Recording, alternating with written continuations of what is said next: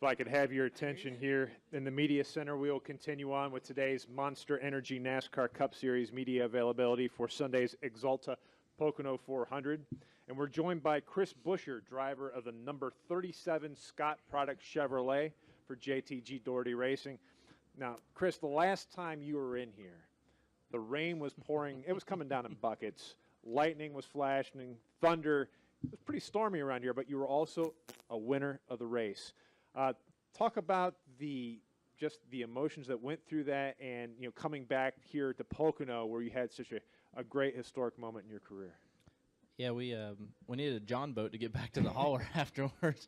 The garage was about a foot deep, but we luckily I guess it all fell in between being in here and getting done. So we weren't necessarily in the rain, but yeah, it was pretty awesome to be able to get that win and everything play out the way it did.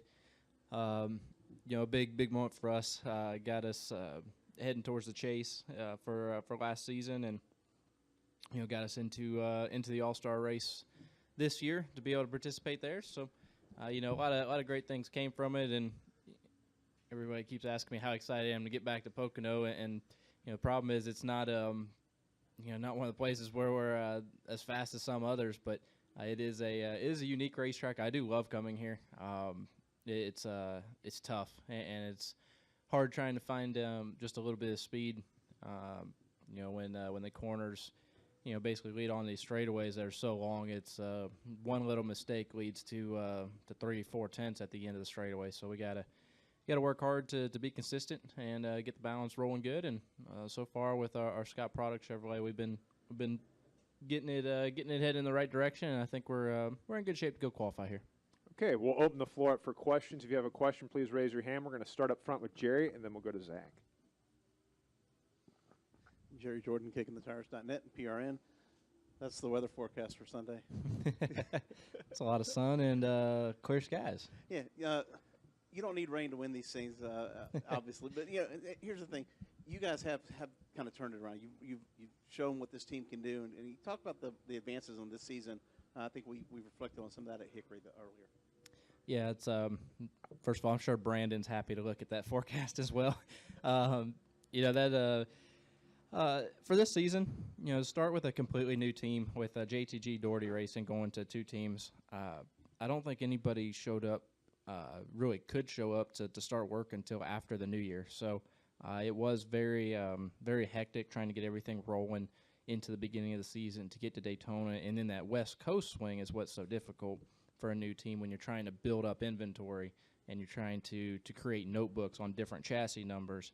And you find something out there, and you go out and one race, you got something that works pretty decent. You're sitting out there in Vegas like, hey, we need to try and implement this. And, well, you can't. The other two cars are already on their way, and there's no time. So it did create a little bit slower start than what would have been ideal.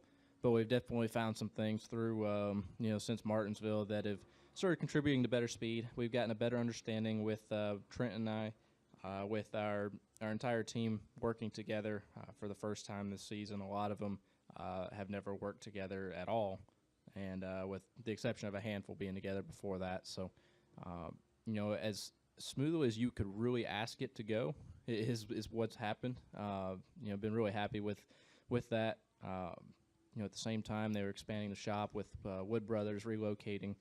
So it is just a lot of chaotic mess early on, and they turned it into something that was very well organized, very well put together, and we've been able to show up the track and have better speed as we've gotten closer to the summer months here. We still got to work on it, and we still got to find little things here and there, and whether it's downforce, whether it's different chassis settings, different things we need to do with spring shock, whatever it is. I don't think we're way off. We just got to keep fine tuning and finding these little tidbits here and there that'll make us faster. We'll go next to Zach, and then to Dustin, and then over to Dominic. Zach Sterniola with the Pocono Record. You touched on the fact that you weren't necessarily thrilled to be coming back here just because of the lack of speed and all that, but does Pocono kind of, is it special for you now that this was where you got your first Cup Series win. And what are kind of the emotions when you got back into this facility? Yeah, it's definitely special, and I am always excited to come here because it is a fun racetrack. It's always more fun when you're sitting in P1 on the board. So we haven't gotten to that point yet, but for me, it's been a love-hate relationship. So I've been fogged out here twice in a race car actually, and the first one was in an ARCA car, and I hated it after. I hated this place after that because we went back green, and we really shouldn't have. It was foggy already, and we went down turn 1. We passed for second, and we got underneath the leader coming off of 2, and they threw the yellow and eventually the checker because of fog. And I felt like we got robbed that day on the ARCA Racing side. And so for me, it was I did not like this place for a long period of time.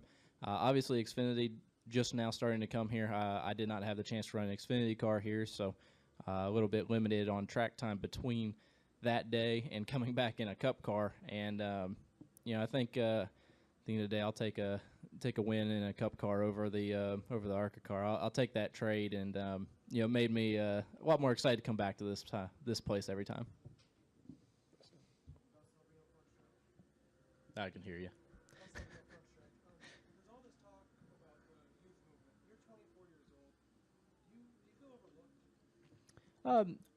To a certain extent, maybe.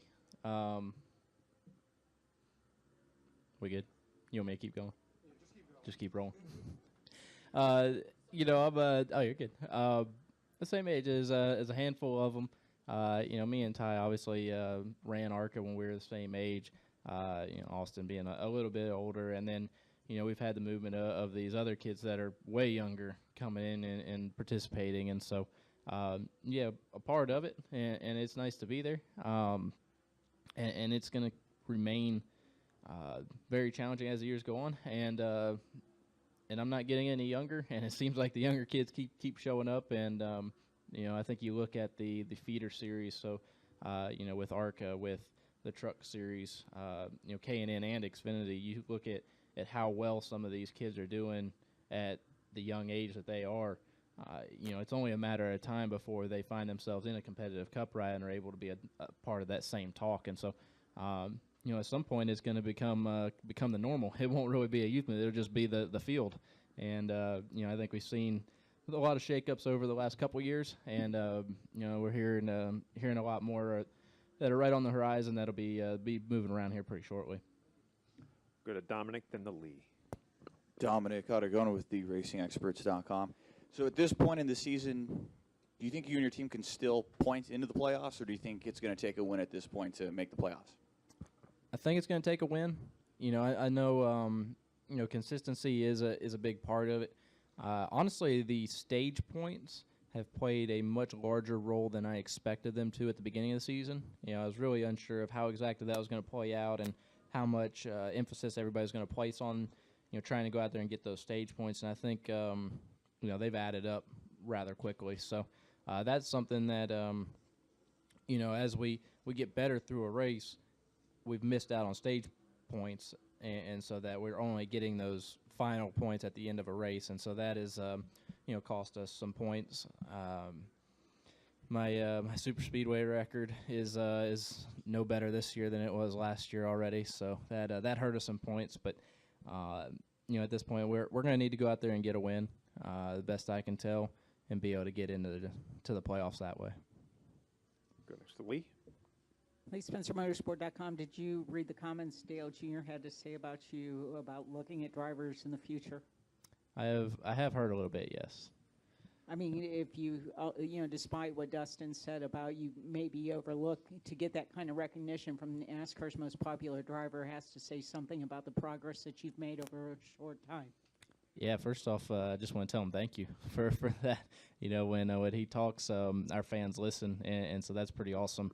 To be talked about it in that manner, and I think he says like a dark horse, right? And so that kind of sums it all up, right? I mean, it's something that's not quite the most obvious, but it is an opportunity for us to be able to go out there and make a name and gain a fan following through the years here, as hopefully a really long tenure here in the Monster Energy Cup Series. So, we're going to keep working on that and get to the point where hopefully we can get talked about as a more mainstream, fan vote going forward.